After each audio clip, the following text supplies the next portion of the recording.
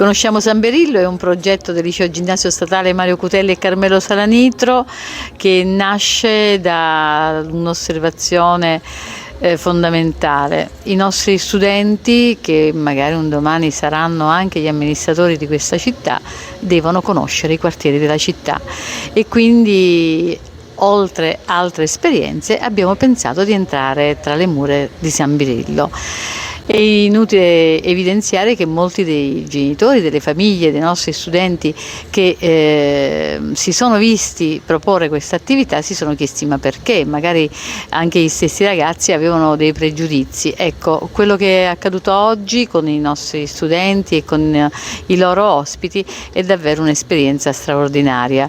Abbiamo potuto ascoltare dei ragazzi in affermazioni entusiastiche, ma soprattutto in ciascuno di loro c'era il superamento del pregiudizio, per cui credo che effettivamente quello che era l'obiettivo fondamentale e principale sia stato raggiunto.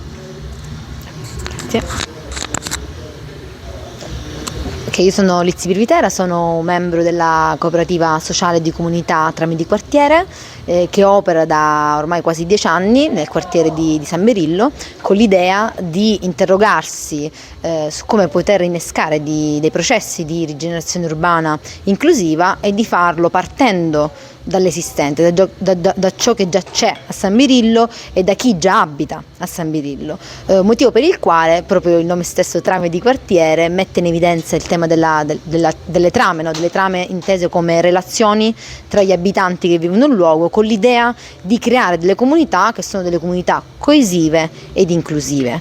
Tra le attività che Trame di Quartiere fa all'interno della città di Catania è anche quella di far conoscere la storia del quartiere di San Berillo, proprio per sensibilizzare il resto della città su quella che è la storia, che è stata spesso anche eliminata e nascosta, in qualche modo dimenticata, dello sventramento del quartiere di San Berillo, ma anche per far riflettere su quelle che sono le questioni ancora aperte e irrisolte inerenti al quartiere.